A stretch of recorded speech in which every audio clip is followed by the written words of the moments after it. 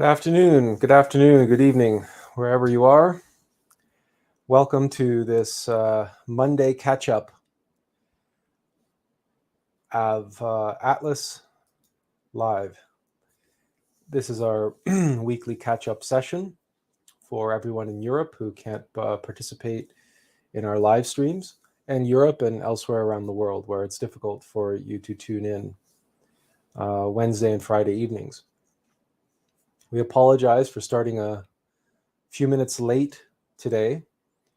It just so happens that we went to start up a live stream and the camera didn't work. The computer couldn't recognize the camera.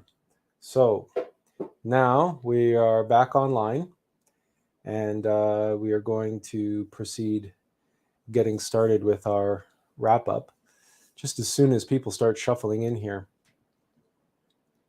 In the meantime, I suppose we'll just have to make do with what we have. And let's see. We went about, picking some new designs for Monday catch-up live streams. And it's important to have these catch-up live streams because, again, we want participants to be able to participate, and if they can't because of the part of the world that they're in, well then, we want to be able to offer them this opportunity. So there's the link to participate in the live stream, and it's on screen. You can feel free to hop in. So we'll begin tonight by going over the first topic, which we handled on Wednesday of last week. And that topic was transformation of life. And it is a well-known fact, and by this point, a well-worn cliche, that if you want to change your life, you have to change yourself. If you want your life to transform, the transformation process begins with you. But that sounds all well and good.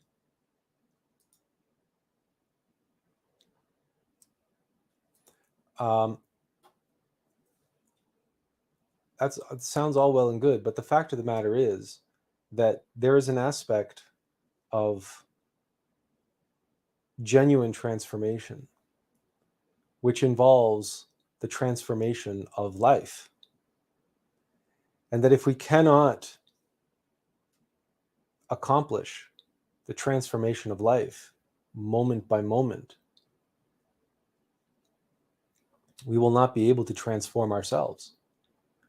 So we get caught in this paradoxical loop where if to transform your life, you have to transform yourself, but to achieve genuine transformation of the self, you must be able to transform life. This is an apparent paradox. But it's only an apparent paradox because we have been misled, we have been misinformed. The fact of the matter is, the entire universe is nothing but a constant series of transformations. And the transformation of life is the very foundation of all reality and all existence. The process by which, for example, our physical machine, our human vessel operates is on 3 different levels of transformation. The first level, we could say, is the transformation of food. We must ingest and digest foodstuff in order to survive. That is the first level of transformation. That food becomes our bodies. We are what we eat. That's the first and fundamental level of transformation that takes place in our physical existence. And we have a very intricate, complex system to be able to perform that transformation. The second level of transformation that undergoes within us is called respiration. And in many ways, it is even more fundamental than ingestion and digestion. Because whereas we can live for many days without food, we can't survive longer than a few minutes without oxygen, without breathing. So the breath, that process of transformation, the taking in of oxygen and the exhalation of carbon dioxide, and the process by which that oxygen enters the blood through the alveoli in the lungs, that transference, that transformation, and then we have oxygenated blood circulating through our body. That entire process of transformation, like digestion, takes place more or less automatically, mechanically. And that allows us to live, to continue experiencing in this physical form, inside of this physical vessel. The third level of transformation is even more subtle. And because it is more subtle, it is even more fundamental, more foundational than either digestion or respiration. Because whereas we can live for days without food, and we can live for possibly minutes without oxygen, we cannot live even a second without impressions. It's so fundamental that whereas in the past, doctors would use indicators such as the pulse to determine whether someone is alive or dead. Nowadays, they use an EKG or an EEG, rather.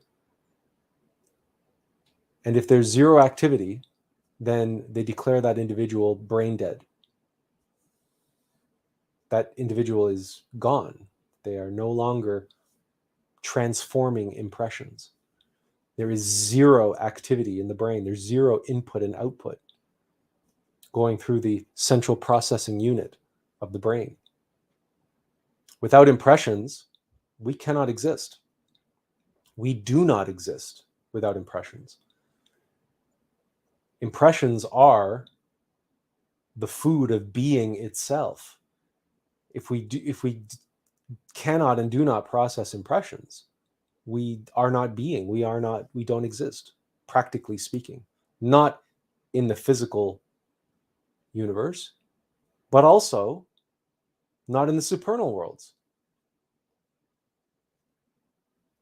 Because impressions and the transformation of impressions, the digestion of impressions, the processing of impressions takes place even while we dream. Even if we project into the astral plane, we leave our physical body, but we're still experiencing impressions. And we're still transforming impressions. But to what degree are we transforming those impressions? To what degree are we digesting our experience? And to what degree is the digestion of our experience taking place without our knowledge, without our conscious awareness? You see, we're not aware, for the most part, when our body is digesting our food. And most of us, for the most part, are not aware that we're breathing. Breathing takes place automatically, whether we pay attention to it or not. Digestion takes place automatically, whether we pay attention to it or not. And the transformation of impressions takes place automatically, whether we are aware of it or not. But here's the catch. The impressions will feed whatever it is that is digesting them. That's worthwhile repeating.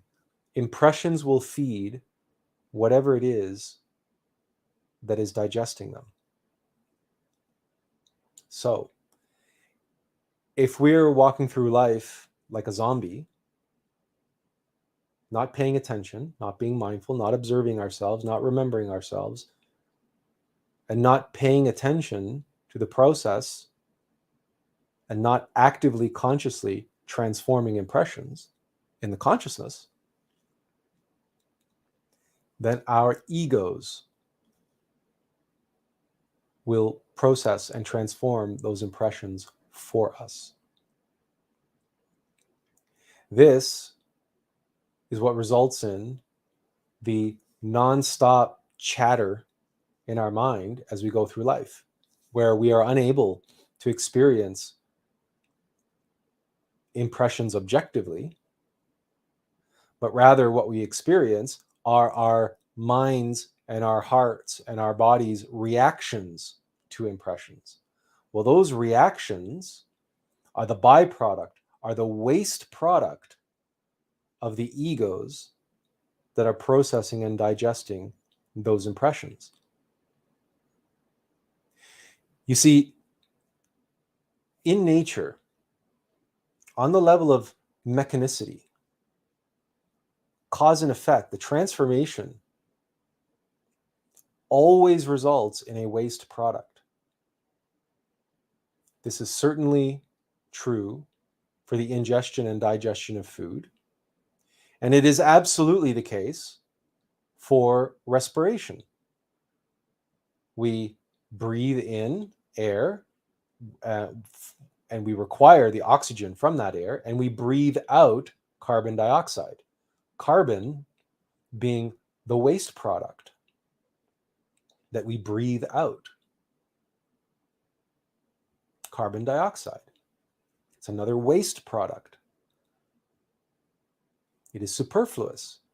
It has to get out. If it doesn't get out, it can cause real problems. We can die from carbon dioxide poisoning. We can certainly die from, for example, from constipation. It is possible to die from constipation. The digestive tract gets backed up and becomes septic. Or is the word septicemic? Anyway, you get the idea. If we cannot expel the waste product of those transformative processes, we end up becoming toxic and we'll die. In a similar way, when our egos mechanically digest impressions for us and we don't pay attention to what's going on, those egos create a waste product. And that waste product, they have to express. And where do they express it? They express it in our mind, they express it in our heart, they express it in our body. The only three places that the ego can express it. And through those centers, the ego will project its waste product. Taking our attention, taking our awareness with it, pointing our attention and awareness away from it, the ego, and focusing outside of ourselves, focusing on something else. always distracting us, hypnotizing us with the waste product, while the ego keeps the nutrition for itself. The energy and our energy and our consciousness, these are the resources that the ego, the parasite, desires.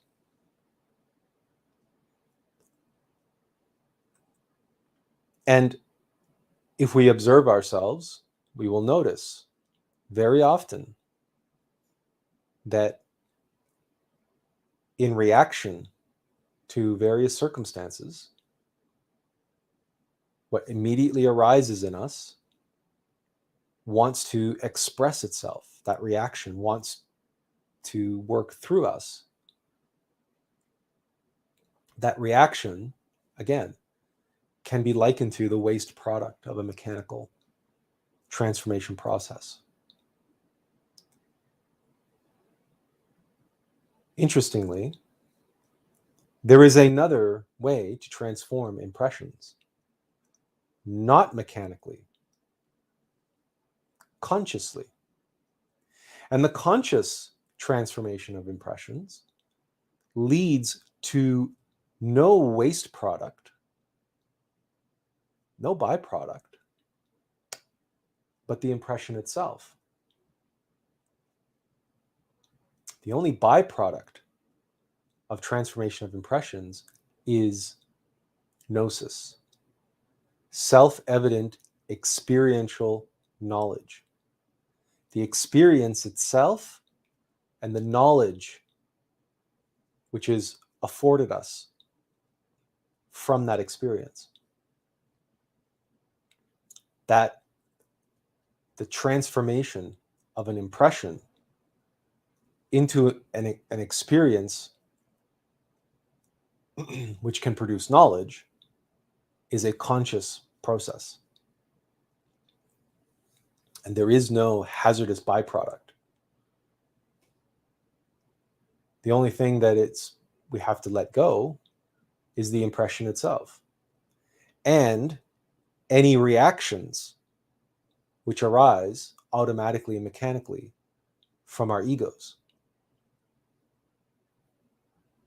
But there is a way to let go of those reactions without immediately expressing them. We can simply let them go.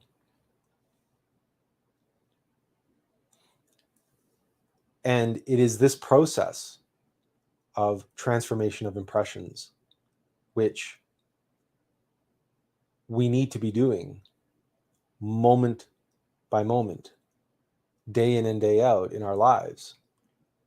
In other words, transforming life. Not just consuming it, not just ingesting it, not just taking it all in, but actually digesting it, processing it, and extracting from it the valuable experience, the experiential knowledge. And you could say the wisdom which comes from this form of transformation.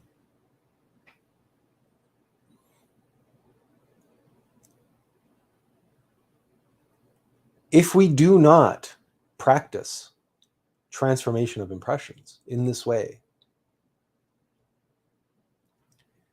then our egos will be processing our lives for us.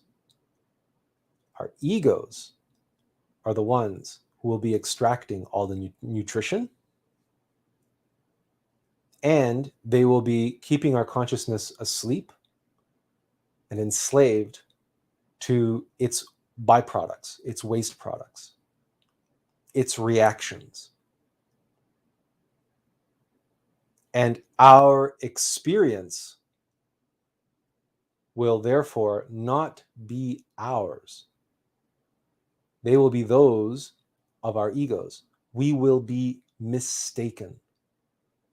Our experience will be subjective because it will be subjected to the whims of the egos, the whims of those mechanical entities that are transforming those impressions on our behalf because we are distracted, we are not paying attention, and or we are hypnotized by the egos themselves and the waste products which they throw up, because after all, they're very hypnotic, they're very enticing, they're very tempting, those reactions of ego.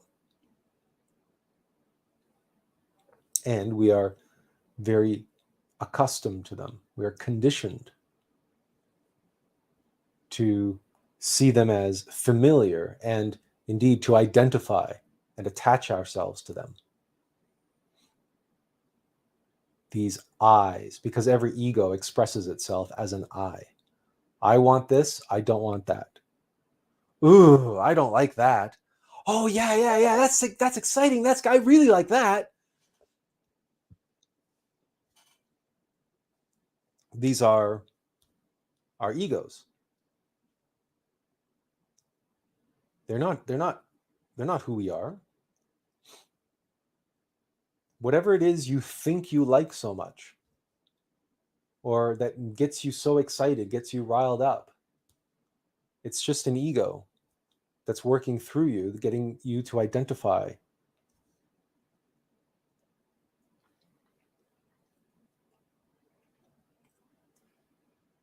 So practically speaking, how do we perform this transformation of impressions?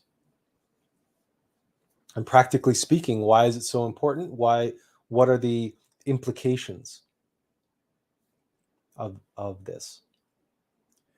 Well, there was a clue just a moment ago that we provided. And that is that very rarely are the egos serene and peaceful. Egos tend to be either excited or anxious, tense. Egos consume our energy, and the waste product that they generate, they're very wasteful, and they waste energy, which means that energy gets expelled somehow through our mind, through our heart, or through our body, our motor, instinctive, sexual centers. That energy is going to find its way out.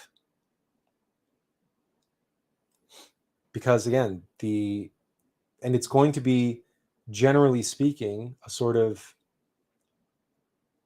negative energy.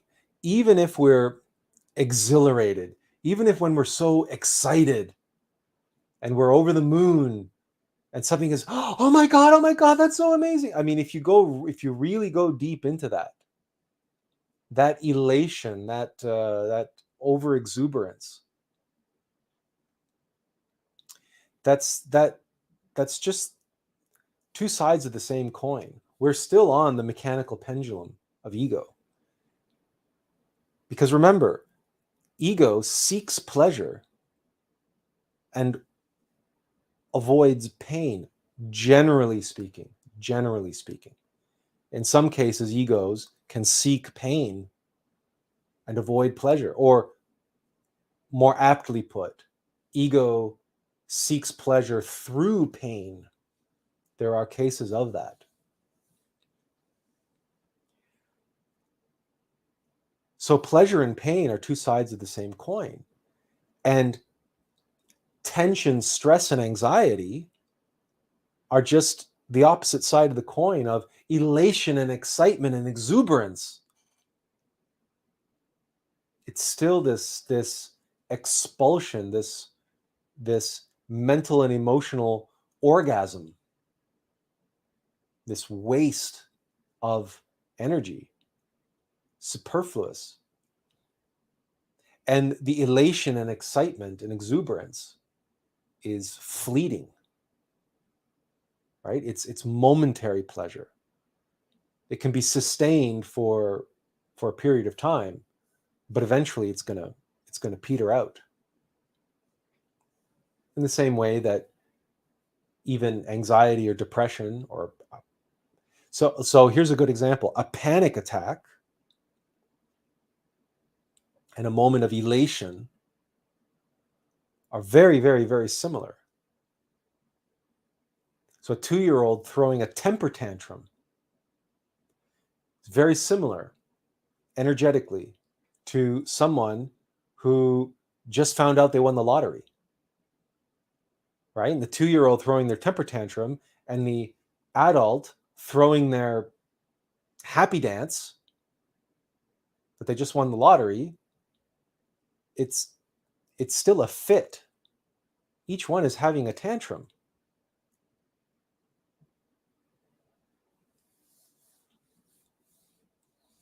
So the first clue in the practice of self-observation and self-remembering, remembering our true self, remembering our Divine Mother, is to recognize that excitement, emotional, sensory, mental overactivity, overstimulation are red flags for our egos transforming those impressions. The being remains calm, at peace, not exactly indifferent. Indifferent connotes not caring. And the being is not without compassion. The being is not without sympathy. The being is not without concern for the well-being of others and concern for whatever is taking place in the moment. The being cannot be called indifferent. But a more appropriate way of describing it is allowing, being in a state of calm abiding, of being the witness, and not identifying, but also not withdrawing. The being is not withdrawn from an experience, but the being is not identified with the experience. Transformation of impressions should never devolve into suppression or repression of egos, suppression of emotions, because that's just avoidance. That's a clever trick of the ego to convince us we're transforming impressions when all we're doing are taking egos and taking negative emotions and negative reactions and pushing them down, sweeping them under the carpet and shoving them down into the subconscious mind, where they can continue transforming impressions for us, but now entirely out of our purview, completely without our knowledge. So when we say transform impressions, we really do mean transform impressions. So someone, let's say, approaches us and says something or does something which triggers our anger. And we feel ourselves, we feel ourselves getting our back up, right? We feel the tension coming up, working its way into our body. Our heart starts pounding. Our mind starts racing. We are gripped by anger in that moment. And all sorts of thoughts come to us.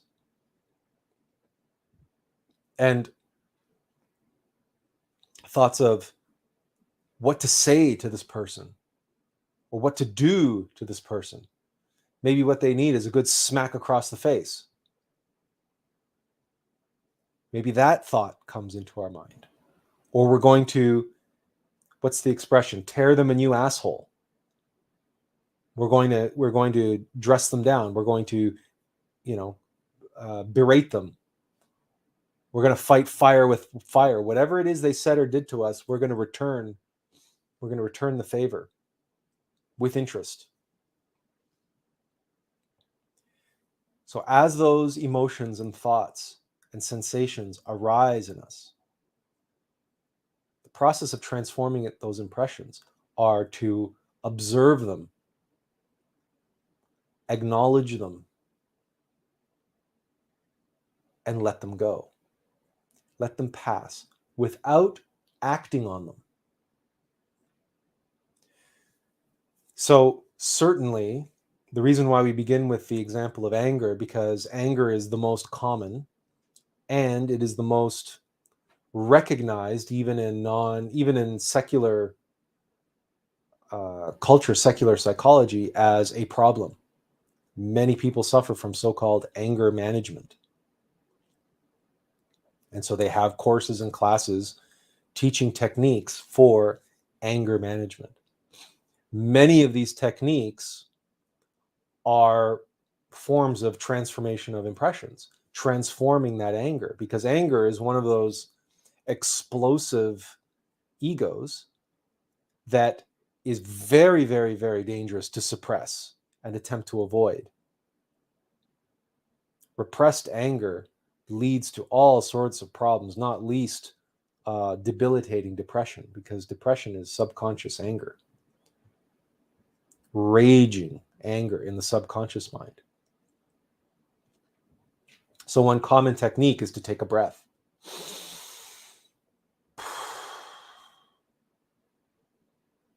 It's a common technique, simple. As the anger arises and takes you over, take the anger and breathe it in and up the spine to your crown chakra and back down into the heart and dissipate it. As if you were performing a pranayama. Because with pranayama, and you can take a deep breath and hold it for a few seconds before releasing it. In through the nose, out through the mouth.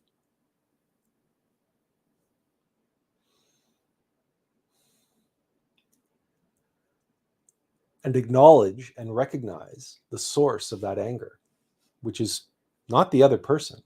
It's not the circumstance you're in. That's just the trigger. Anger comes from within ourselves.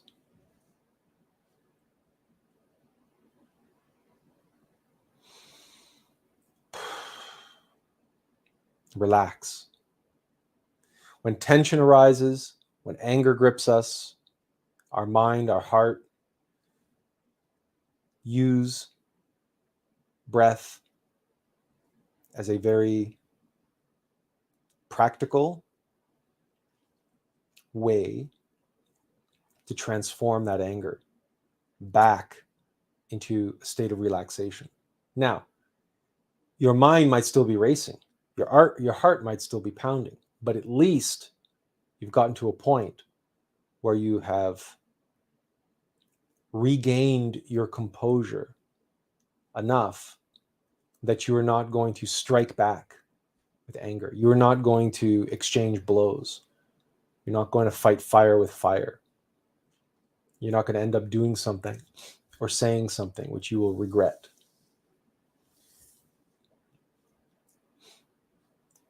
There are likely many other countless anger management techniques, particularly for those who really suffer from a pent-up rage, which is constantly searching for an opportunity to vent itself. So in those cases, we have to turn to more powerful, significant techniques. One of the techniques relates to self-remembering, remembering our innermost being, remembering our Divine Mother, remembering that she is the one who orchestrates all of our tests, trials, and ordeals.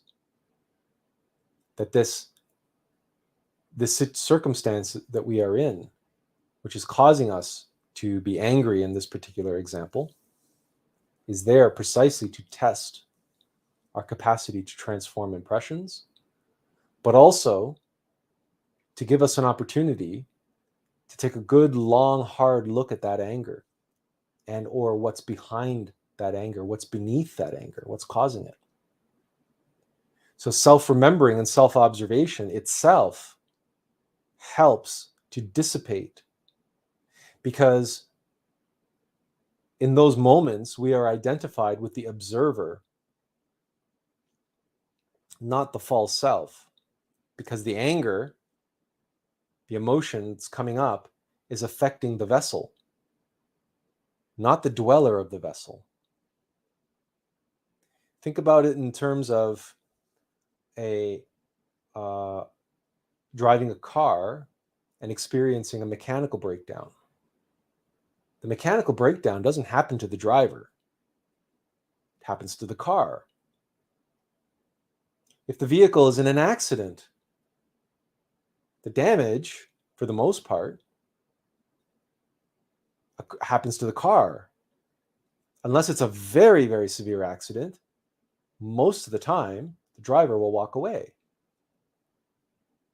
Similarly, the mechanical reactions that are taking place into the mechanical vessel, the vehicle, the human machine. So if we orient ourselves with the observer, with the dweller of the machine, remembering ourselves, feeling ourselves in the body, in it but not of it, wearing our body, observing our thoughts, observing our emotions, observing our sensations. And there is a way of acknowledging what is happening to the human machine and not identifying with it. For instance, I am so angry. That is a lie. It's a lie. You are not angry. You are not anger. If I open up an encyclopedia, if I open up Wikipedia right now and I search for the word anger, I am not going to find your face there. You are not angry. You have never been angry. That is an illusion. It is a bold-faced lie that the ego of anger has fed you. And every time you've said to yourself, I'm so angry, you've fallen for the lie. You've fallen for the con job. You are not anger.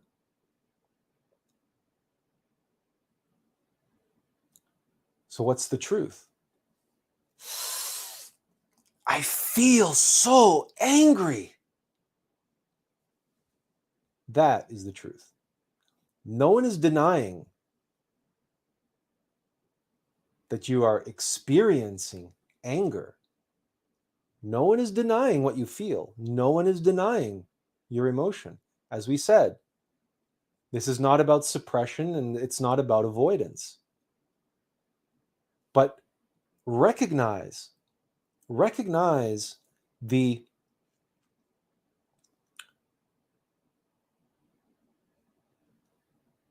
psychosomatic programming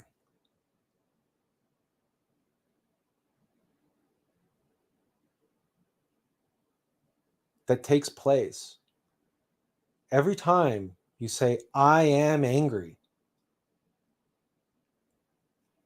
I am hungry, I am scared, I am terrified, I am depressed, I am.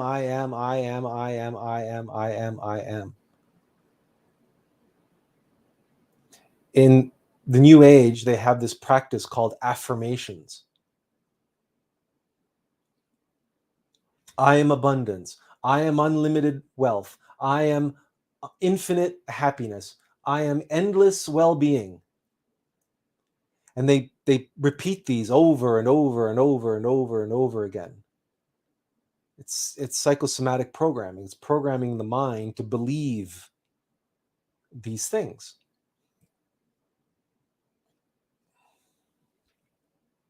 But it all begins with I am. The being, as an individuated essence of the Logos, the being says, I am what I am. I am that I am. I am not this fleeting experience. I am experiencing this fleeting moment. And in this particular fleeting moment, I feel anger. I am experiencing anger. But I am not this anger. I am the observer. I am the experiencer. And this creates a healthy detachment from the subject of the experience and keeps us as the objective observer of that experience, instead of subjecting ourselves to the experience and becoming a subjective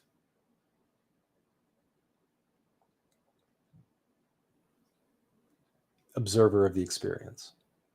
Because then we can't experience objectively. We can only do so subjectively, and we will experience that anger through the subjective lens provided to us by whichever ego that we're identifying with.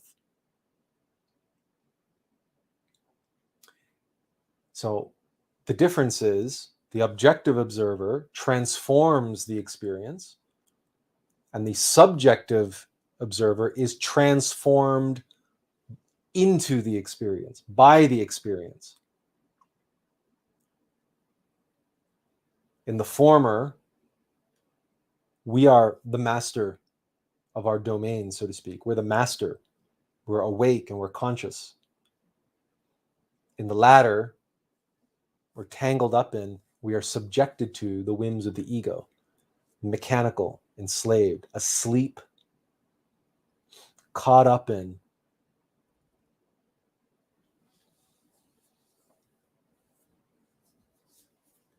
We are the ones who get consumed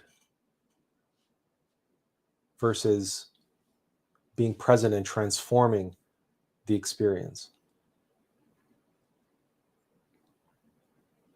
Some forms of, some circumstances, some impressions are difficult to transform. For example, lust. Lust is one of the most difficult for obvious reasons. Lust is the most powerful of all egos. Lust is the mother of all egos. Lust is desire itself. So when we are confronted by lustful images, by images or circumstances which are tempting us to identify and surrender to our desire, in those moments, self-remembering, specifically remembering our Divine Mother, our very useful. And the reason why is because the sexual force is the Divine Mother, Devi Kundalini Shakti.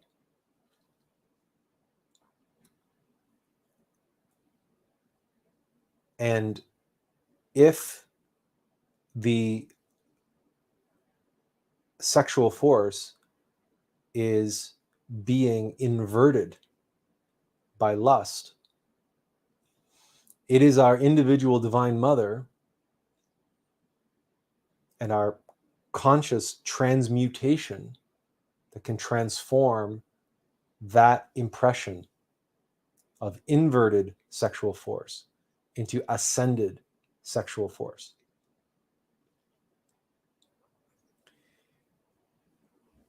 Put another way,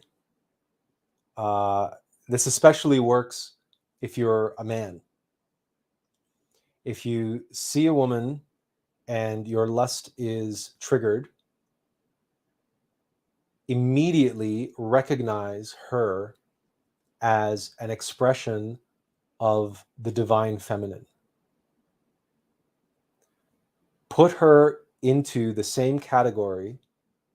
Recognize that she is someone's sister or someone's mother.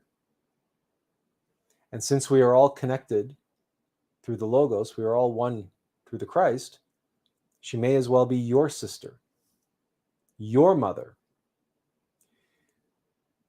Watch how effectively this dissipates the lust.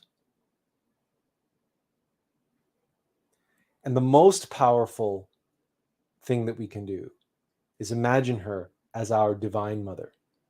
Because our Divine Mother can take any form. And remember, our Divine Mother orchestrates all of our tests, trials, and ordeals. Our Divine Mother furnishes us with everything that we need. And if in that moment what we are experiencing is a test, then that sexy, scantily clad, attractive, tempting woman is our Divine Mother.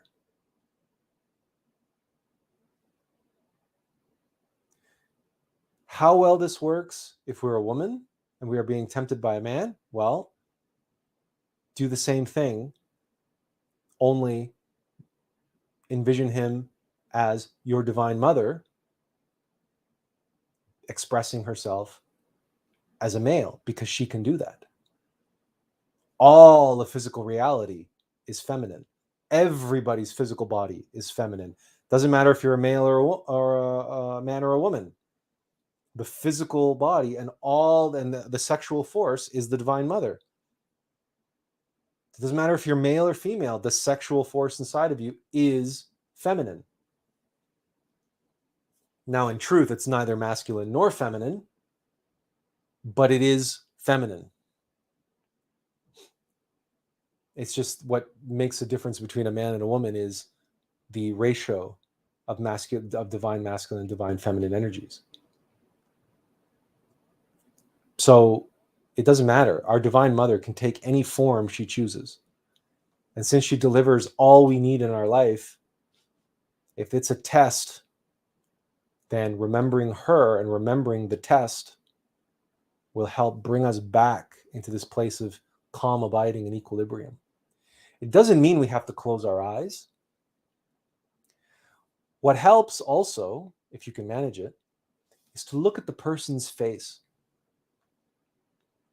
Avert your eyes away from their body, because the eyes are the windows to the soul. There is nothing wrong with being attracted to people. There is nothing wrong with finding people attractive or beautiful, recognizing beauty, making a connection with someone. These are essential if we want to meet new people. Who knows? Maybe that individual that you have just caught a glimpse of across the room or across the beach, maybe that individual is destined to enter into a monogamous relationship with you.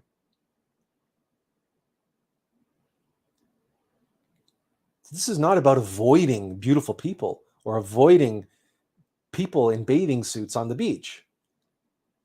We are not advocating, for example, that women cover up in a hijab or something and cover their face in order for us to be able to have a conversation with them.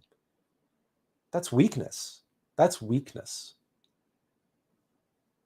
That's a failure to be able to transform impressions. That is a shirking of responsibility. That is a crutch. Going through life and expecting all the women to cover up so that I won't be tempted. The temptation is not their fault. The temptation is in here. I am the source of the temptation. I am the one who's responsible for transforming that impression. Yeah, but who wants to do hard work like that, transforming impression and taking responsibility, when we can just, write draconian laws and make everybody else cover up so that we can feel comfortable and secure and then we don't have to do any work. So if you encounter someone and your lust is being triggered, and even if they are meant to have a monogamous relationship with you, you're not going to be having that relationship with their body. That is not going to be that is not the cornerstone of your relationship. The cornerstone of your relationship will be the connection that you make heart to heart. And that connect soul to soul, monad to monad, and that connection takes place through the eyes. Yes, it also involves all of the other senses and all of the other aspects of our two vehicles, our two vessels fitting like a hand in glove. Of course, naturally. But all of that interaction of being a perfectly matched round peg in a round hole, perfectly fit glove, that experience is all designed so that two souls can essentially feel as though they are one being, one soul.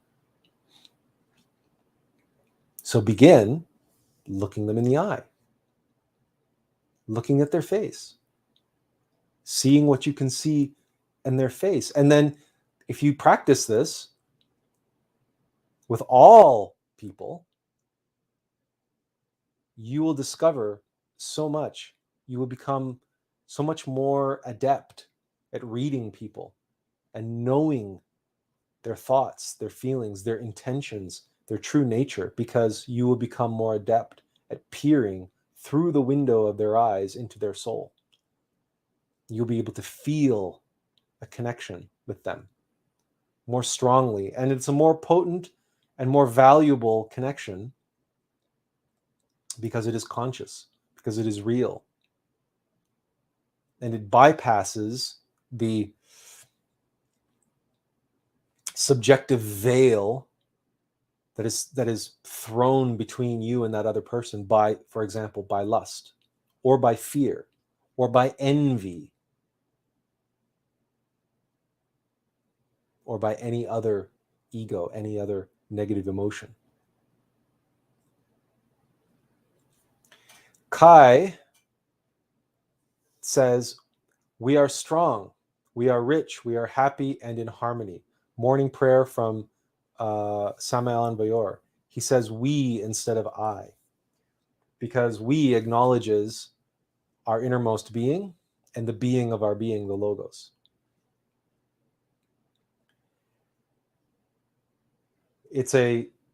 Yes, it is an affirmation, but it's also a statement of fact,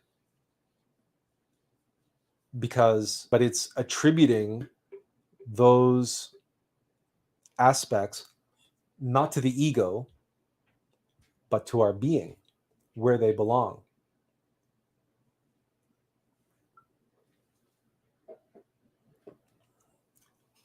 A mundane version of that prayer simply goes something like, praise be to God, it is right to praise him. That's a common sentiment that you will find in every religion that prays.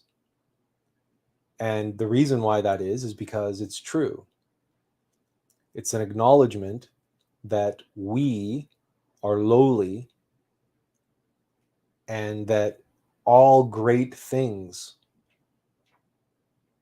that happen through us, that greatness is attributable to God.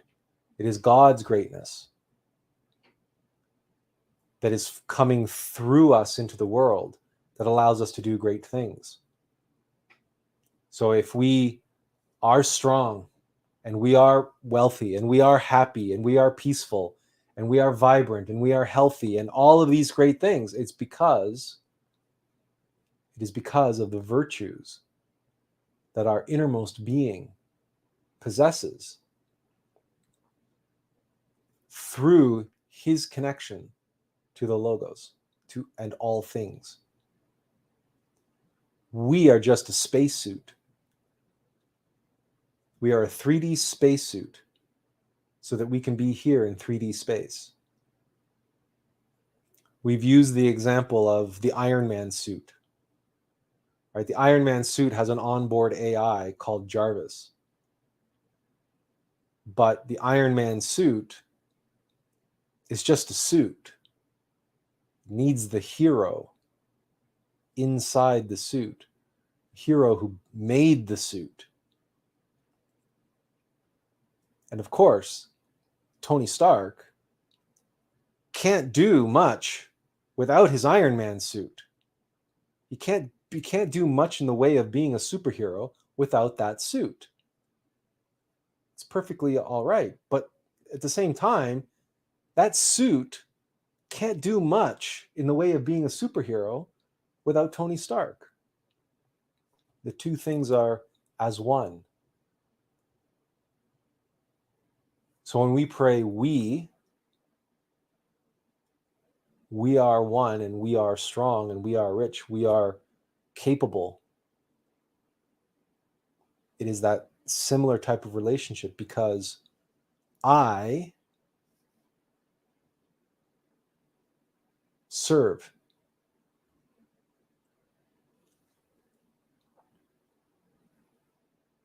I commit myself. I devote myself to my higher self. I surrender. I allow.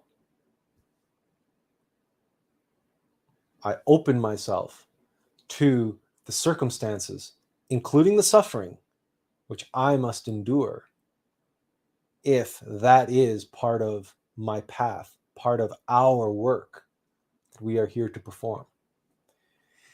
This then, humility, we can bring to our practice of transformation of impressions. And along with humility, a servant, there's that great line from Beauty and the Beast, Lumiere, the candlestick, sings, "Life is so unnerving for a servant who's not serving. He's not whole without a soul to wait upon." So wait upon your soul, your innermost, your monad.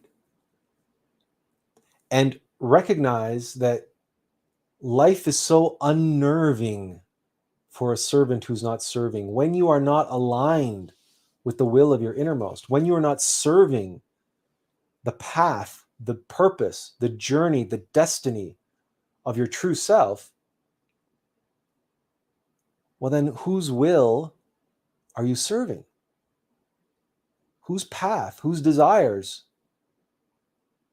There's only one other option. If you're not serving the will of your innermost being, you're serving your egos. The I that they convince you of.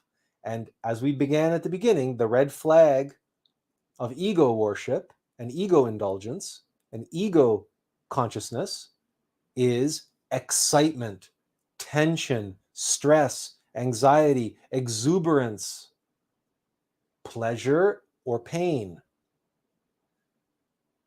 pleasure seeking, pain avoidance. But the path of the bodhisattva, the path of the razor's edge, the path of service, the path of transformation of impressions is a path of peace, the path of transformation of even suffering, even great suffering, the capacity to transform that suffering into equanimity, to allow the suffering to pass through us like water off a duck's back, or like just like, it's not so much that we have a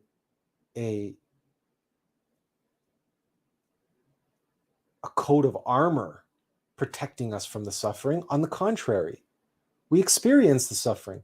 It's more as we are ethereal, our true selves are subtle. We can pass through that suffering and it will have no lasting effect on us other than the knowledge that we extract from it, the nutrition, by transforming the experience of that suffering.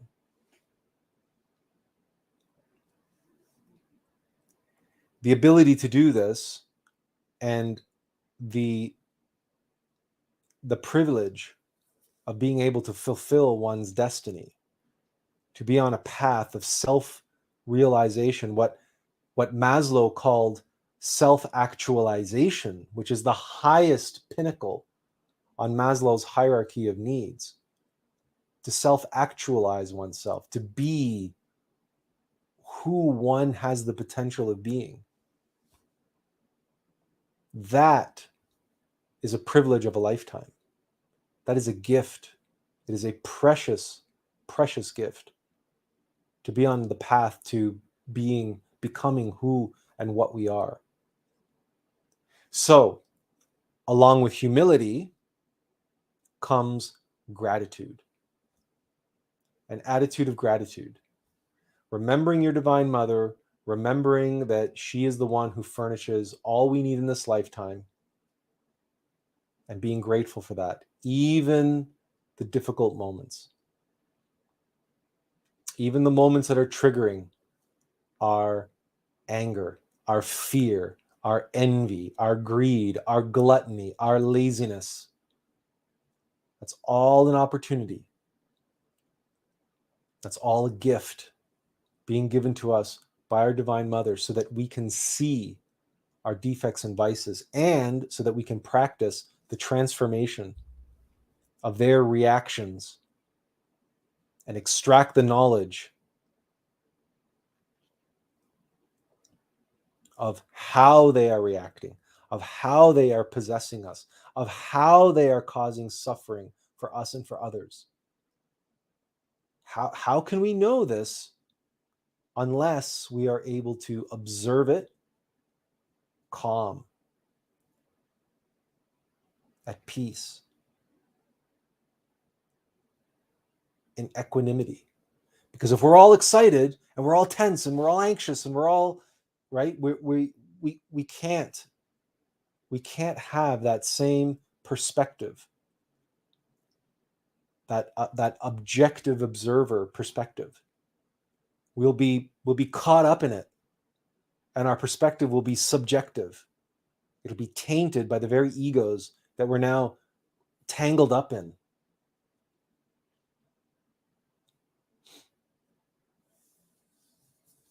All of this is so very, very, very important, because comprehension of ourselves, comprehension of our defects and vices, the extraction of wisdom, the extraction of experiential knowledge from our experience, all of this plays a pinnacle role in liberating ourselves, learning the lessons we are here to learn, and liberating ourselves from our defects and vices. The liberation of ourselves from our defects and vices, knowing ourselves, it's a key element, is comprehension of our egos and how they cause us and others suffering. But we can't know ourselves, we can't observe, and we can't comprehend our egos if we're constantly indulging them, if we're constantly tangled up inside of them.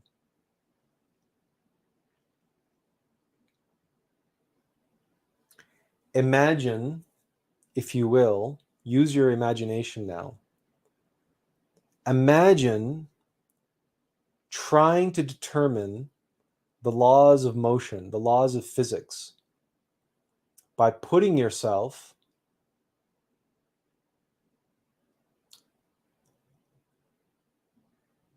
on top of a log at the top of a hill, and then rolling that log down the hill with you on top of it, running backwards on a log, trying not to fall off the log.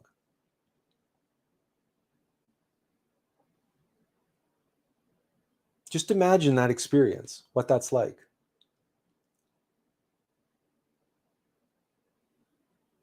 Versus putting a log at the top of the hill and standing to the side of the hill or at the bottom of the hill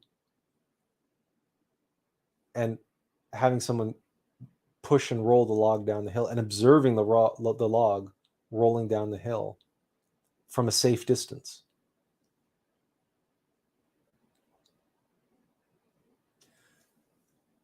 What is your perspective going to be? And which perspective has a meaningful scientific purpose? The first analogy we were going to use is imagine putting yourself in a giant hamster ball, putting yourself inside of a giant ball and rolling down a hill. You have to use your imagination now. Just imagine what your knowledge of the laws of motion would be if you only ever observed balls rolling down hills by being inside of them.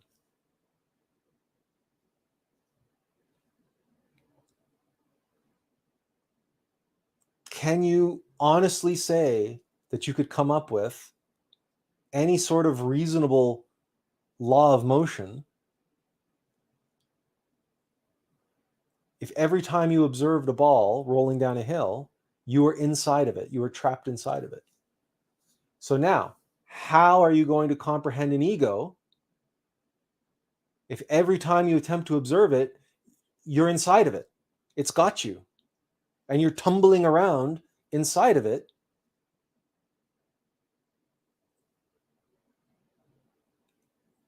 How valuable is that experience going to be? It's going to be a crazy wild ride, certainly. And if you're into crazy wild rides, then you might even get a kick out of it. You might even enjoy it, because a lot of people, they seem to really enjoy fighting. They seem to really enjoy arguing and shouting and being angry and aggressive or passive aggressive and toxic and narcissistic. A lot of people get off on it. A lot of people get off on a lot of things. And if you try to tell them, hey, you know what, you're trapped inside of a ball rolling down a hill, you know that, they'll tell you you're crazy, because they can't see what they're doing from your perspective.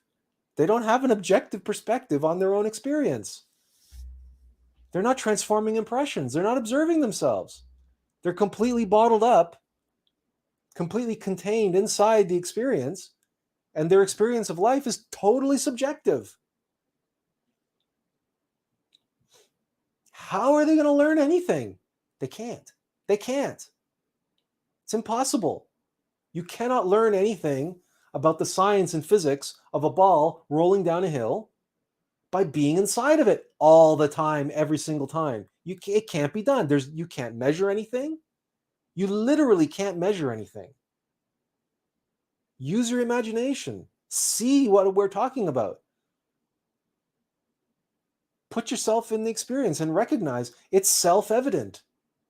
It's self-evident.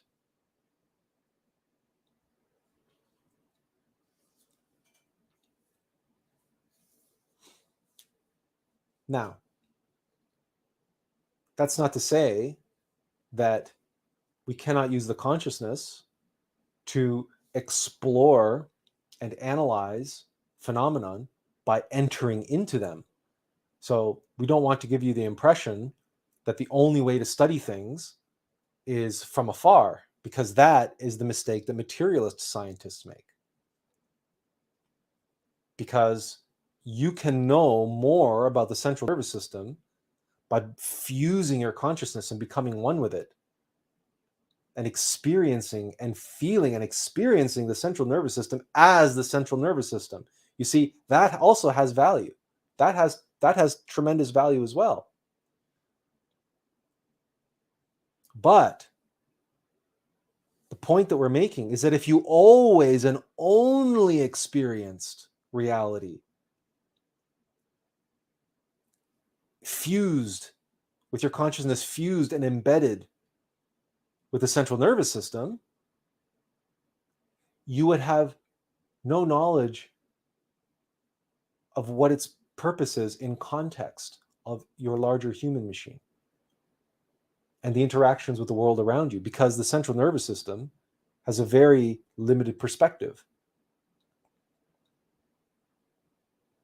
All right, so there is value and there is merit in going in that ball once and rolling down a hill and feeling what that's like. We all have done it. We have all been possessed by egos. We've all said, "Oh my God, I don't know what possessed me to say that," or "I don't know what possessed me to do that." We've all felt regret. We've all gone on our bender or our binging or whatever the case may be. We've all done it, without exception. We've all done it. The key is to not keep doing it. The key is to recognize, okay, fine. So I went down that hill in that giant hamster ball once. Once was enough. Once was enough. From this point on, I'm going to observe these things happening from a perspective, an objective perspective, from the perspective of the observer, my true self. And I'm going to transform these impressions. I'm not going to get tangled up and caught up inside of them. And I'm going to be humble and grateful for the opportunity to do so, because I know that so many do not have that opportunity. So many have not broken free. And they're still inside the ball, tumbling down the hill. And that's all they know.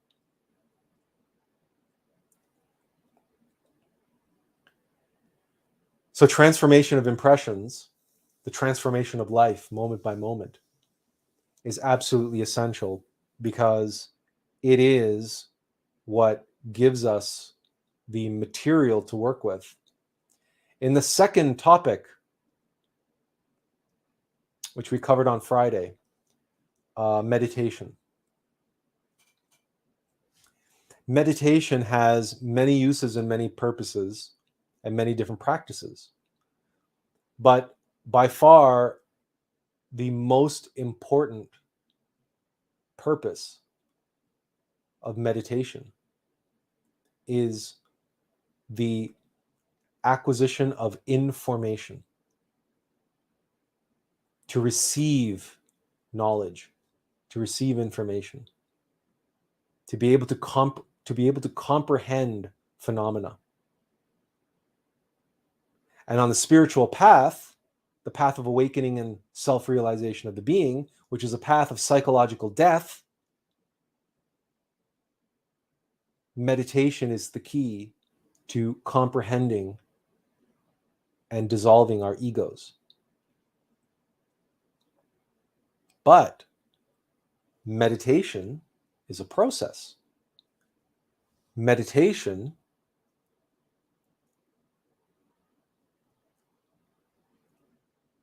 if we are meditating on something, we can be a 5-star master meditator.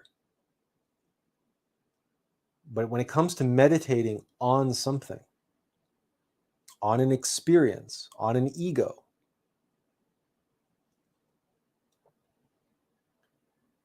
meditation adheres to the law: garbage in, garbage out. Meditation can only do so much. If we do not have good material to work with in meditation, where do we get that good material? We get that material through transformation of impressions. If we have not transformed our impressions, if we were just indulging and lost and all of our experiences are subjective and we do not have an objective perspective on any of our experiences of the day, then when it comes to meditating on our experience, when it comes to meditating on the causes of our suffering, that is our egos, the negative emotions, and the machinations in the mind, the heart, the body that cause us and others suffering, and that created all the drama in our life that day. When it comes time to meditating on all of that, if we don't have solid, calm, objective perspectives from which to view and observe and replay those experiences in our meditation, not indulging them, not reliving the pain, remaining calm and playing out the scenarios, those moments that we experienced a shift in our attitude, in our mentality, in our consciousness throughout the day. What was it that caused the shift? Were we shifting into hypnosis and ignorance? Were we shifting out of hypnosis and ignorance into awakening? What was going on? What were the phenomena at play, at work, and how are they interacting with each other? And where was I in all of this? Meditation is what gives us the space in which to analyze, completely relaxed, concentrated, focused, without any distractions. And we can take as much time as we want until our conscious analysis, just not thinking, just contemplation, just meditation on the event, what comes to us in a moment of clarity, in a comprehension, in a eureka moment, what a Zen Buddhist might call a flash of lightning in the dark of night, a little samadhi. There, you can describe it any which way, but the point is you receive this information, this experiential information, and all of a sudden this aha moment, and now you really know. Out of that experience was born this knowledge, and it's self-evident, born of your experience, which you had transformed and put into a format which you could work with in meditation. We call it retrospection. The best time to do a retrospection meditation is in the evening. And you can begin at the point of the meditation working backwards through your day. Not just to the point of waking up, but even to the moments before you woke up, to remember your dreams and what was going on in your dreams just before you woke up. You can do retrospection meditation on your dreams. Or you can do the reverse. You can begin at the beginning of your day, or you can begin in your dreams and move forward through your day. and scanning the day and the events of the day and all the things that took place in the day. And then there will be one event. Start with one event. One event which was, it caused some drama. It caused some, again, in that event, there was a transformation that took place inside of you. You lost your cool. You became angry. You became afraid. You reacted. You shouted. You fought with someone. Your peace was disturbed. There was a transformation that took place inside of you. What was it that caused that transformation? What were the impressions? What was going on? Take that event, take those circumstances, bring them into meditation, relax, completely relax your body. Sit in a chair, lie down in the bed. If you want to sit in the lotus position, if you can meditate and you find that comfortable, and you can hold that position for a long period of time without fidgeting, and without your legs falling asleep, and without slouching, then more power to you. We can't do that. We're too tall, our legs are too long, our body geometry and everything. We're not used to sitting on the floor. That's not a viable asana for us. We prefer lying down or sitting in a chair. The point is for our spine to be straight. That's the goal. Relax. Scan from the top of the head down to your feet, or from your feet all the way to the top of your head. Just scan, and you can focus and concentrate on every single part of your body, every single muscle group, every joint, your calves. Just focus on them. If you find any tension there, just let it go. Your knees, your quads, your hamstrings, your glutes, your hips, your back, your shoulders, etc. All the way from the bottom to the top, or from the top to the bottom. Just let it all go. Sink down. Let yourself sink into that chair, or sink into the floor, or sink into the bed. Feel heavy. Let the heaviness bring a drowsiness over you. To be in a semi-sleepy state profoundly assists in the practice of meditation. And once you are completely relaxed, concentrate. Bring concentration to bear. Focus, but stay relaxed. The concentration is not about... Concentration is not about having an iron grip over anything. We're not talking about rigidity here. Focus and concentrated, but flexible and allowing.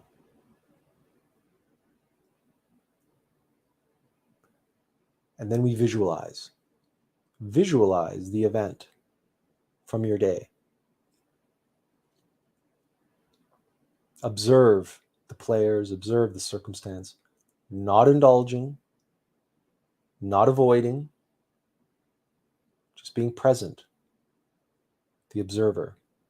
Just allow the event to play itself out and repeat it and repeat it and repeat it and relax. Remain concentrated, remain focused, but relaxed. Have no expectations. Have no demands. Do not want anything. Desire will kibosh your meditation. Desiring to get something from meditation is a surefire way to get nothing from your meditation. Meditation is an absence of ego. To get yourself out of the way of the meditation. Take all of your expectations and your desires and all your longings and everything and just leave them aside.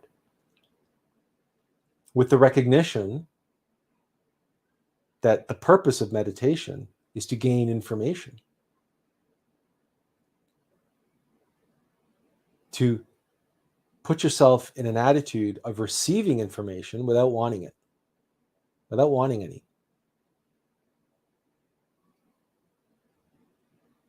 The fourth aspect in combination of relaxation, concentration, visualization is prayer. Pray to your Divine Mother. Pray to your innermost being. Pray to the being of your being, the Logos. Pray for help. Pray for guidance. Pray to receive the information you seek. But don't expect it and don't desire it. Be relaxed, mentally and emotionally, as well as physically.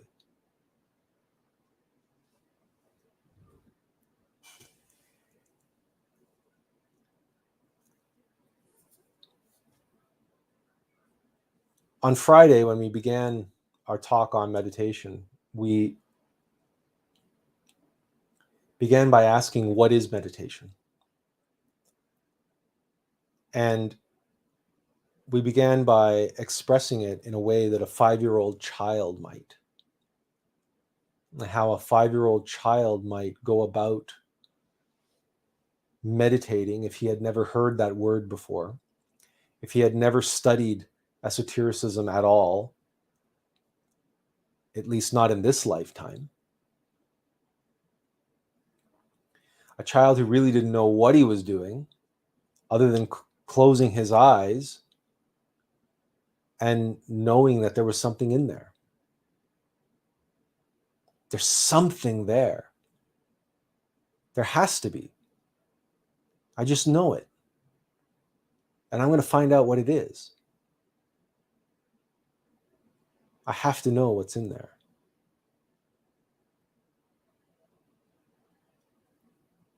What we are sharing with you is exactly our experience, roughly around the age of 5.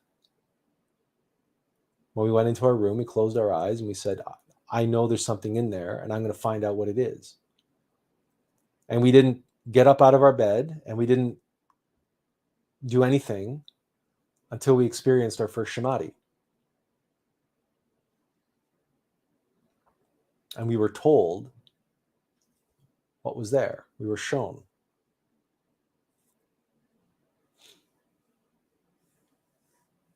And clearly our life would never be the same. And as a 5-year-old child, we had no meditation technique.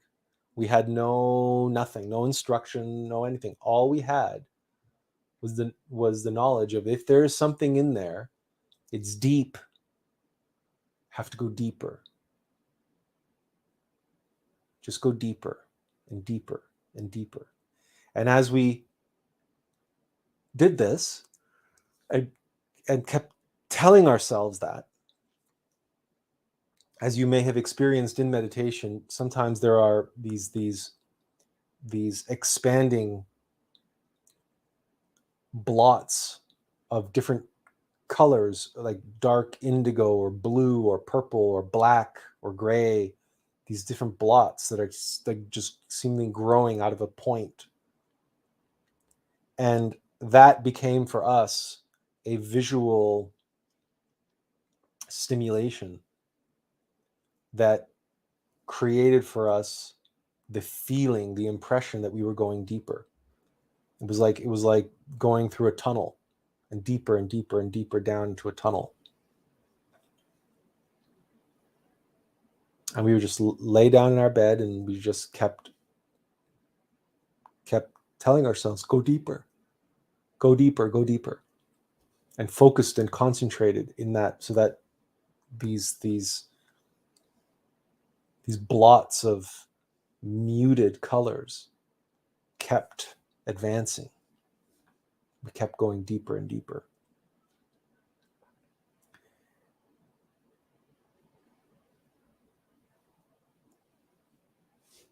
Over the years, we have tried many different methods of meditation,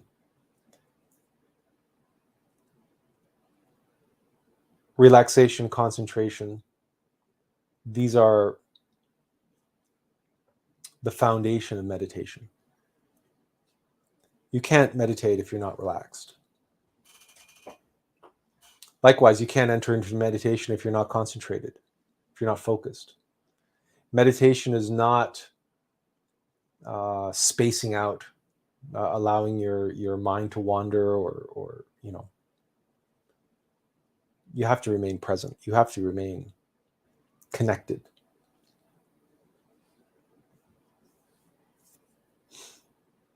But visualization also plays a key aspect. The challenge with visualization is that our eyes will want to be engaged. We'll be trying to focus, our physical eyes, and we want to keep them relaxed. We want to relax the muscles around our eyes, and it's our third eye that we want to be activating and seeing things, our mind's eye. But our physical eyes will want to get involved.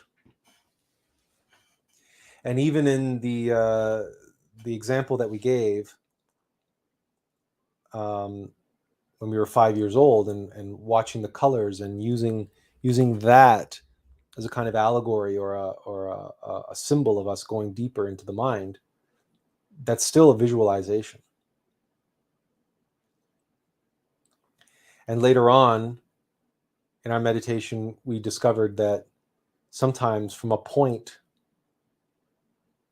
again, in our mind's eye, with a third eye observing a point, it'll, from there, an actual image would form and would appear out of that point. And when we say image, we're not just referring to some visualization in our mind's eye. It's an actual image in our mind's eye, a vivid, colorful, in some cases, multimedia presentation. Sometimes fleeting, sometimes the first few times this ever happened to us in meditation, we got excited. We were amazed. We were like, oh my God, what the hell? Oh, that's amazing. And then poof, it was gone. Ourself got in the way of it. We allowed the excitement of the experience to kick us out of the meditation. And so the visualization went with it.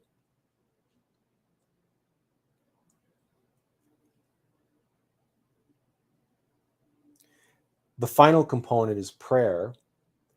And prayer is always a part of meditation, whether we are speaking a prayer mentally or not. We always enter into meditation with some kind of intention. So we're either praying with our mind, or we're praying with our heart. We're praying with our will. And the prayer that we are making is for union, is for insight, for information, for help, for guidance.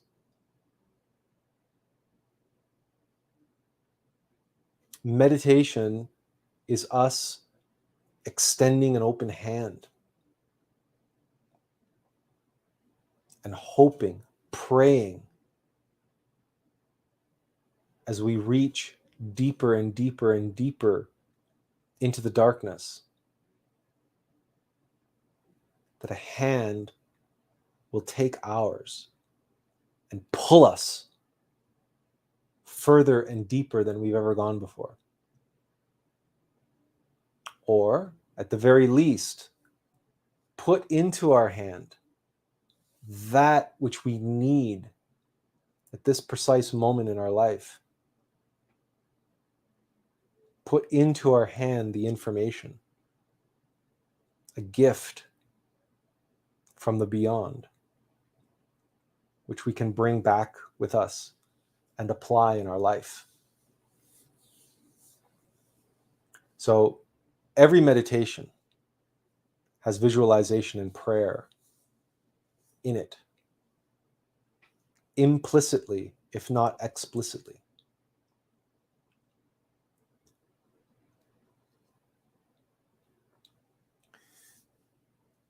Of course, when we sit or lie down to begin meditation, we're not yet meditating. That's a misnomer. Much of what people believe is meditation is not meditation. Much of what people practice in meditation is the preparation for meditation. So lying down, relaxing, concentrating, breathing, focusing on the breath, slowing the breath, maybe doing mantras, maybe doing mudras, maybe doing pranayama.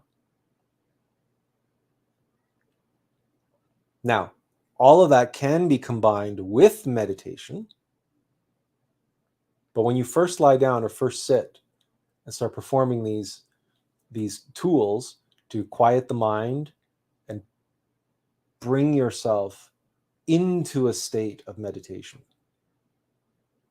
you are not yet meditating. You're preparing for meditation.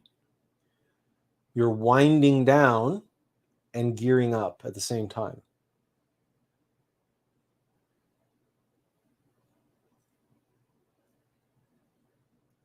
When people talk about doing 15 minutes or 20 minutes of meditation, those individuals more than likely never begin meditating. They set a clock or a stopwatch. Okay, I've got 15 minutes to meditate. They close their eyes, they start doing their breathing or their pranayama or their mantra or whatever it is they're doing. And before they know what's going on, the alarm is going off, and okay, well, that was a good meditation. And the only thing they ever did was a breathing exercise and a relaxation exercise. Sometimes they never even get to the point of concentration, let alone visualization or prayer. They never slip into the state of shunyata, or calm abiding, which is when meditation really begins. And one of the reasons why they don't do that is because, of course, the mind won't shut up. And the emotions, the emotional center keeps going, and the physical body keeps interrupting with an itch here, a pain there, a sensation there. Is distracting us, trying to pull us out of what we are doing.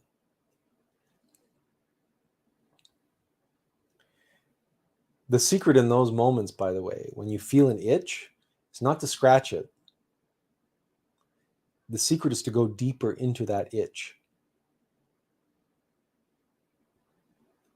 In a similar way, when it comes to dealing with a busy mind that won't shut up, there's a practice known as psychological Judo.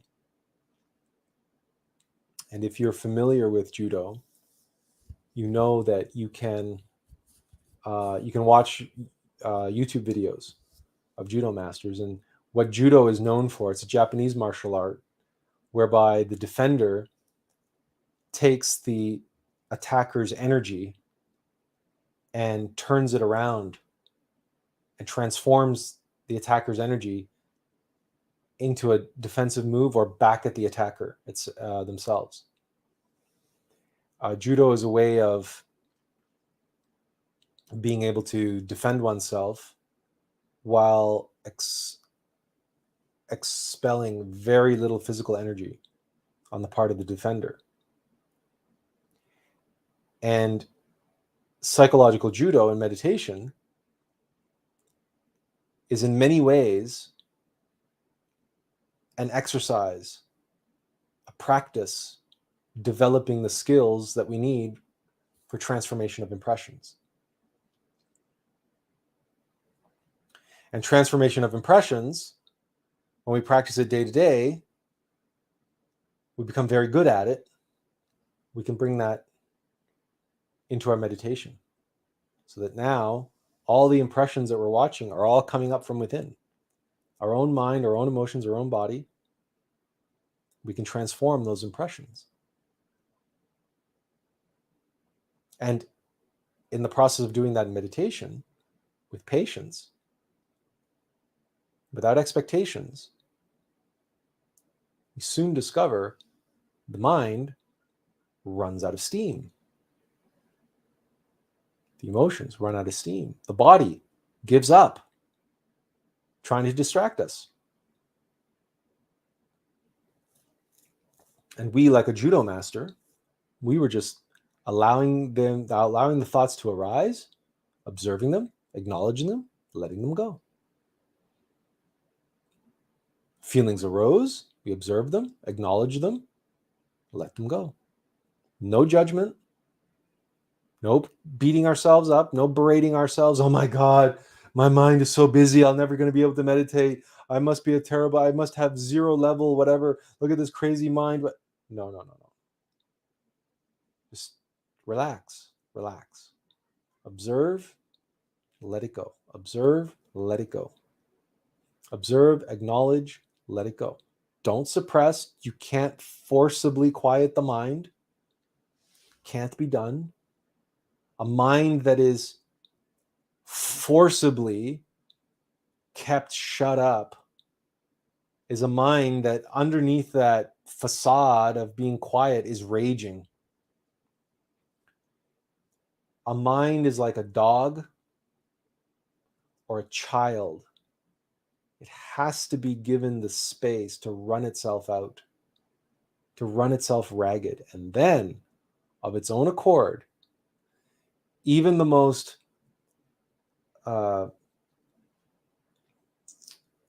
spazzed out dog or the most energized child, eventually they tire out and they go and they poof, they just fall over and they're completely exhausted and they'll go to sleep on their own.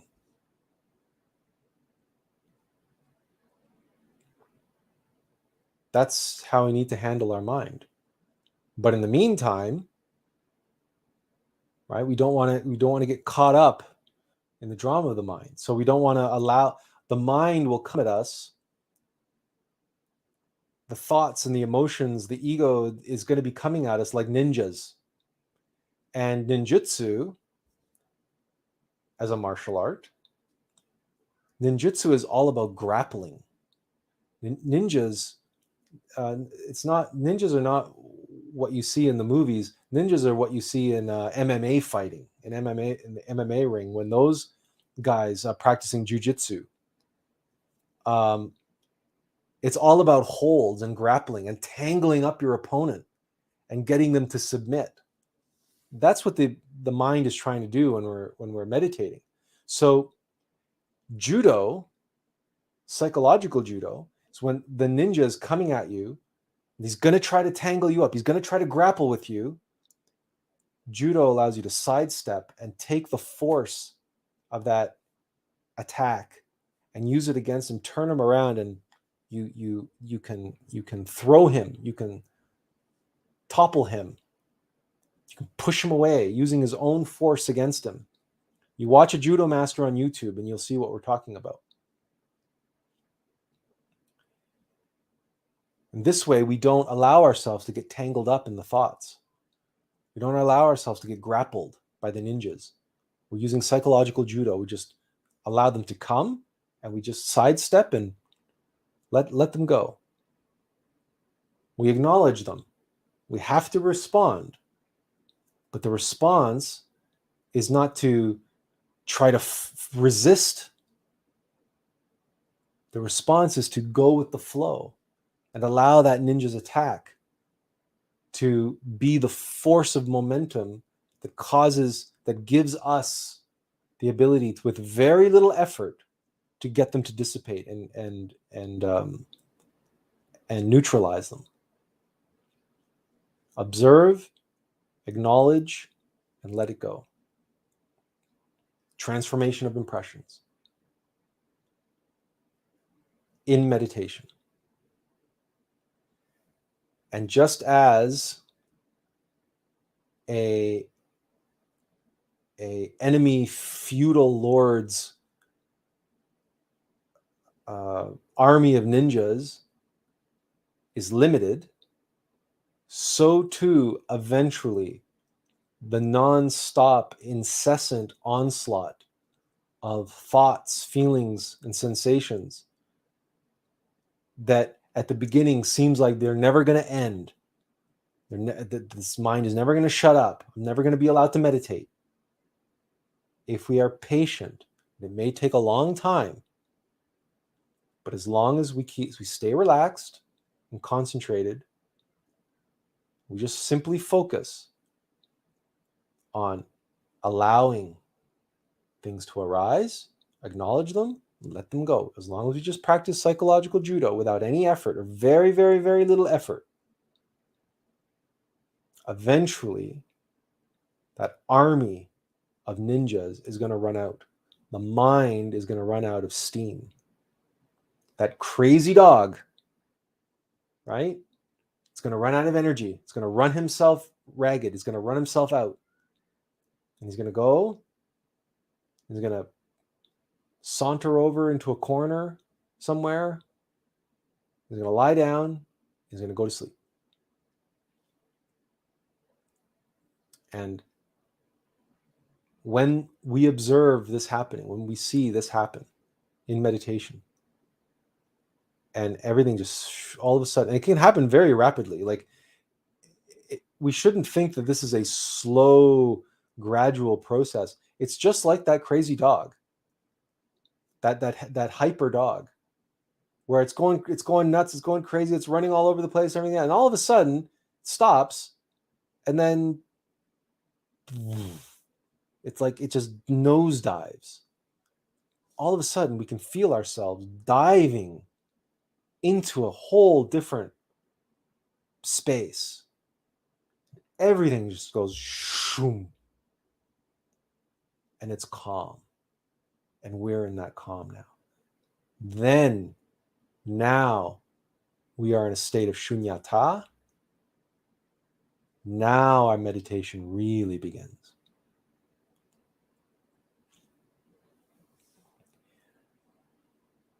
There will be times when we are meditating or attempting to meditate, we are trying to get to this place where we will feel impulses and urges and thoughts arise to stop. Okay, that's enough now. Oh, I have things to do. Oh, I forgot to do this. Oh, you know what? Did I leave the stove on? Any number of things urging us, trying to get us to quit. Even if we've already achieved a state of shunyata meditation, remember that the mind occasionally will throw up thoughts to penetrate, break through thoughts and emotions and sensations. Remember your judo training. Acknowledge them, let them go. They will arise. It's okay. It's okay. Just practice your judo. Let them arise, acknowledge them, and let them go. And you'll be right back to where you were. But if you give in to the thoughts that tell you it's time to quit, chances are you're right on the precipice, you're right on the verge of sinking down to a whole different level, of reaching the next lower octave in your meditation. So when those thoughts arise, that it's time to quit, stick with it. Stick with the meditation. Don't deprive yourself of what's just waiting around the corner.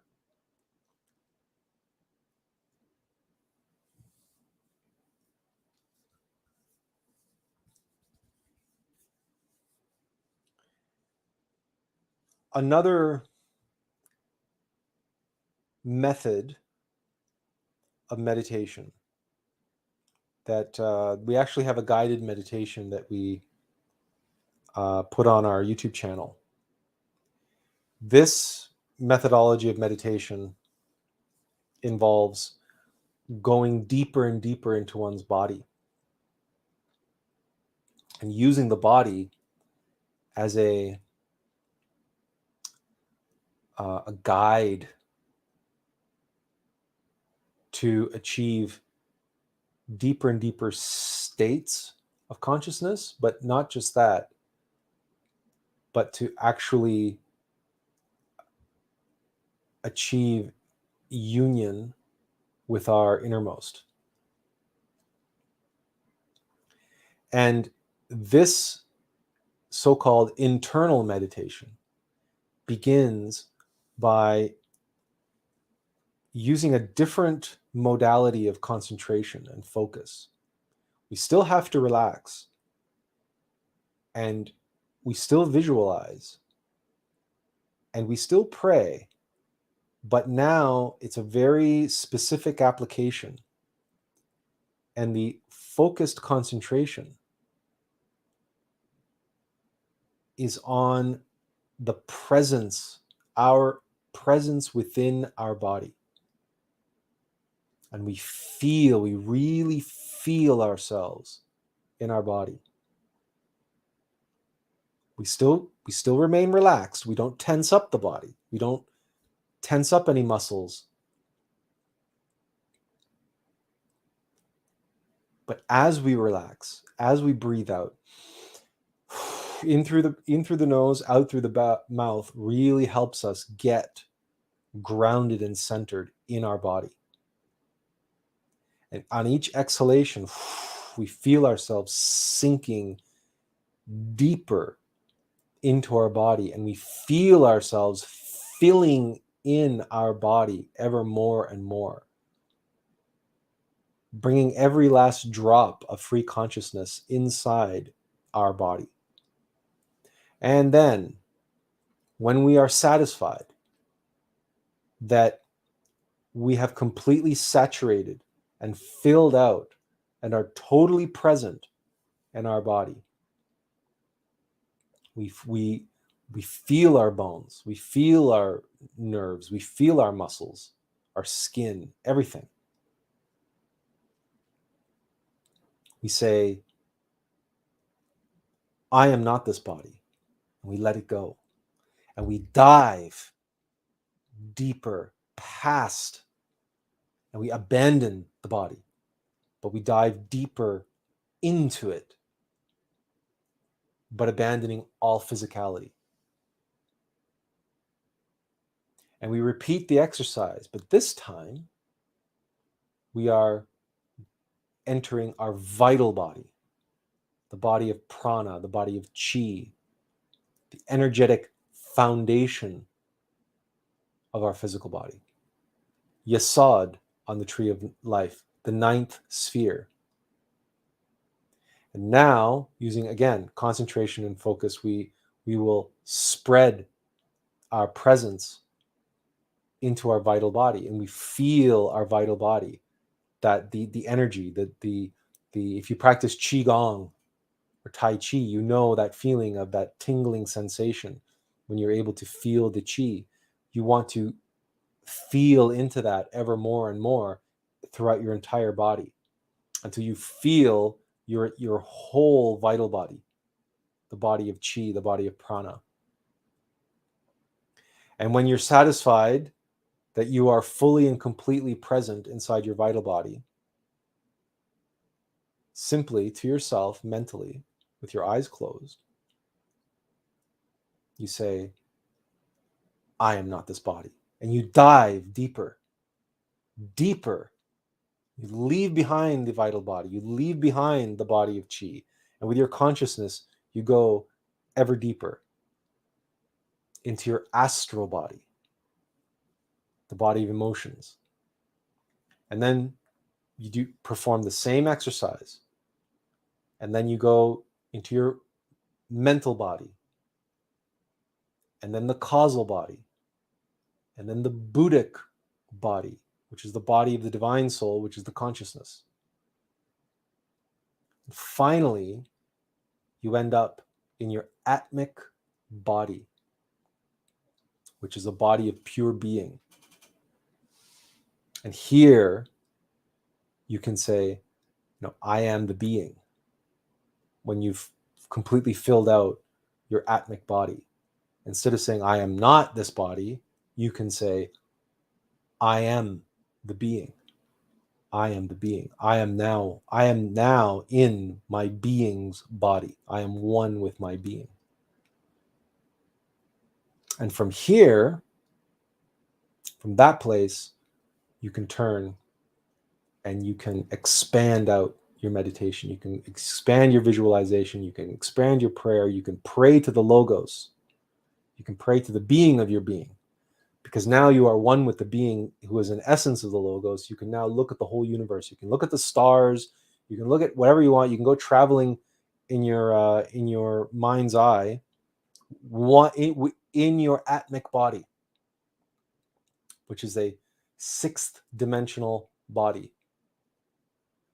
And if you expand your consciousness from there, from that point, you can expand your consciousness to the limits of the universe.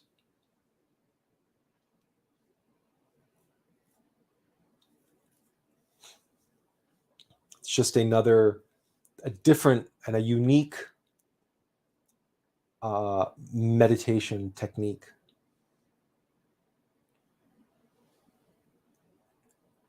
No matter what, if you're using the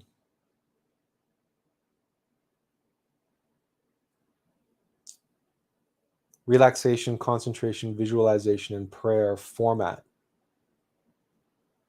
one thing that we always do when we are meditating in that way is we will visualize and pray to our innermost being, and we will move closer and closer and closer to them until we are one with them. And when our being and I are one, and we feel that oneness, then together we turn and we visualize the Christ, the Logos. And then we pray together to the Logos, to the Christ. Our Father who art in heaven. Our Father who art in heaven. The same way that Kai says here, right? It's a morning prayer from Venerable Master Samael Mayor. We are strong, we are rich, we are happy and in harmony. So now you know why the Lord's Prayer, the Pater Noster, begins with our Father who art in heaven. Because it's a prayer to the Christ, it's a prayer to the Logos. It's a prayer to our Father in heaven. Our Father, mine and my innermost beings. The Logos, the being of beings, right? If our longing is to become a son of man, self-realized, Christified master, a son of God, a Christified essence of the Logos, then we have to pray to our Father who art in heaven. Even when there's nobody else around, we still pray, our Father. Right? It's a secret hidden in plain sight. All those Christians praying me, they're missing the point. They're missing the point.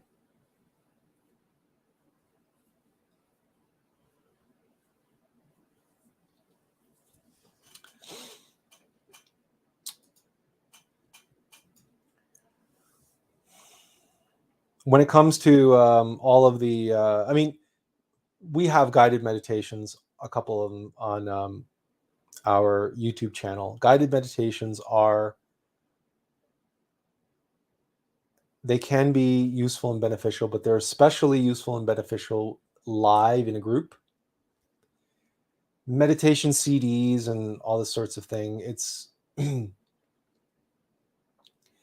it's okay for beginners.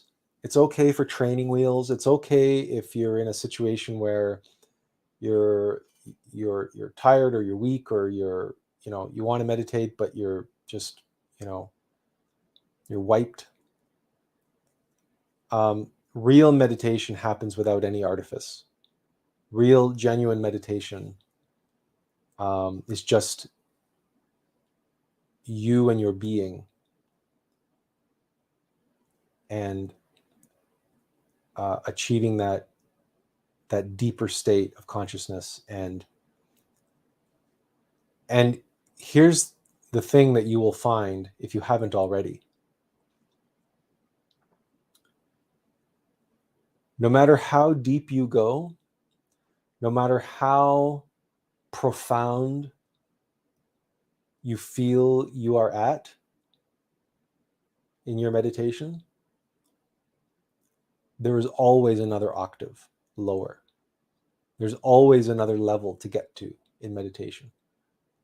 Every time you think you've hit the bottom, every time you think you've hit the basement, well, surely this is the deepest I've ever been, and this is the deepest anybody has ever been.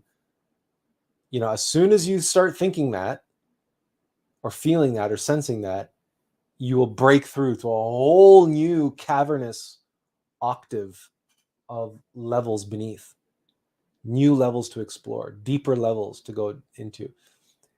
Meditation is like the Mariana's Trench of Mariana's Trenches. It's bottomless. It really is. That's something you should know.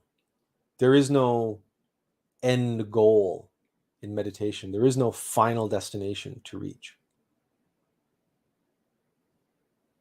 If you do achieve or seem like you've achieved that kind of level because you experience a samadhi or have some other experience in meditation, perhaps you're even told that you have reached the center of your being or the center of your mind. That is exactly what our experience was at the age of 5, by the way. That was the nature of our samadhi. A voice, a loud and clear, thunderous voice, as though it were in the room. It wasn't just in our head, it was in the room, booming, told us that we had reached the center of our mind. And we had no reason to doubt this voice.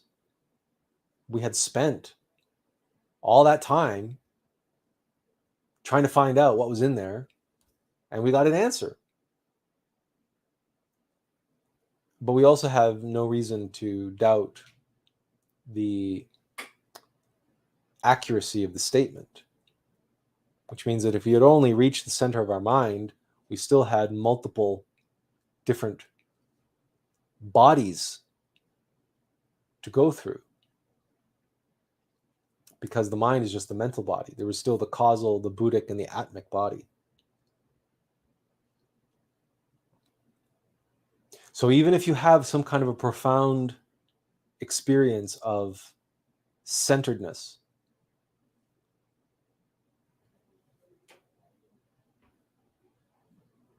experience it, relax, and just allow yourself to be taken to beyond, to the next level.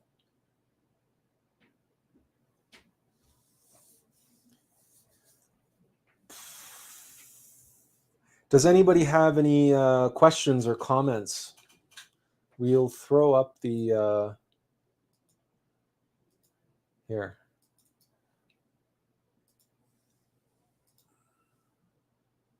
And there's the link if you want to. Oh, wait a minute. There's a link if you have a microphone or a camera and want to jump on to ask your question, or you can type your question in the comments. It's up to you. And we will field questions related to either of these core practices, including, but not limited to, self-observation, self-remembering, transformation of impressions, and of course, meditation. And any aspect of meditation, including retrospection meditation, which is, we began the section on meditation, whereas normally we would leave retrospection until the end.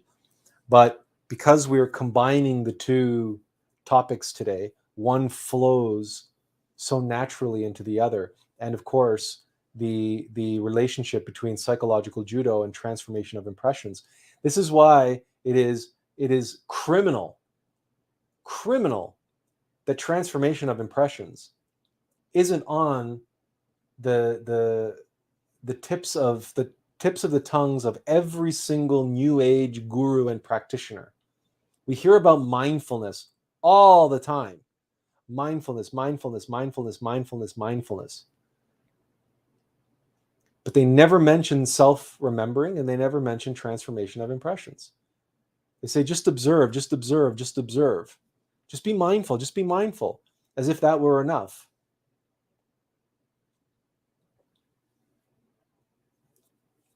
And yes, it's an important aspect of these practices, including meditation. Obviously, it's the cornerstone, because obviously we want to attune ourselves and we want to be one with our being, and that being is a state of observation. It's a state of allowing, of course. But unless we are actively aware of and mitigating the negative influences and activities of our egos,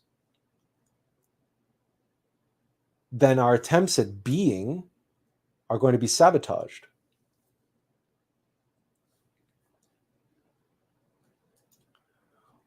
Oh, thank you, Kai. Those are beautiful words. It's our honor and our privilege. Truly, truly. And thank you for being here. Thank you for taking the time to be here. We had a smaller audience tonight, but that's okay, because we're still happy to do our work. We've decided that these Monday live streams, because we're calling them Monday Catch Up, and as you can see in the background here, we have the two posters. We have the two backgrounds from the two previous lectures, and we have a lovely bowl of ketchup. So that's going to be our visual reminder for Mondays, is that Mondays we catch up, we get caught up. So thank you for being here. If you have any questions or comments, you're more than welcome to leave them, or if nothing comes to mind now, you're more than welcome to contact us via Messenger or post something on our page or leave a comment.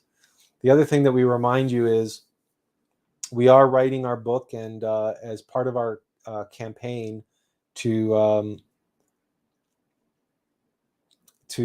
increase our attractiveness to publishers, and or to increase our attractiveness to publishers picking up our book and choosing to work with us, we are actively seeking more followers on social media, because if we can gain larger numbers of followers on social media, then publishers will see that as a built-in audience, and they will also take it as validity of the information that we're put forth in our book. So if you would be so kind, find it in your heart to follow Attlas Information on Facebook, and at Attlas Info on Instagram. They're here at the bottom of the screen. Whoops. They're here at the bottom of the screen.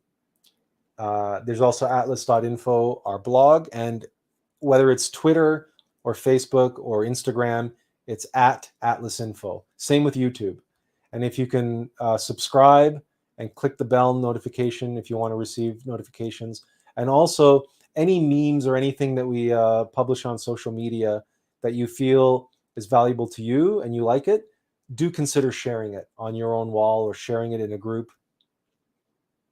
Because again, our goal we're roughly at around 7,000 followers on Facebook on Attlas Info, and we have a long way to go on YouTube and other platforms to achieve even that. So, but our goal is to get at least into the hundreds of thousands by the time we're submitting our book to publishers, which is going to be hopefully before June.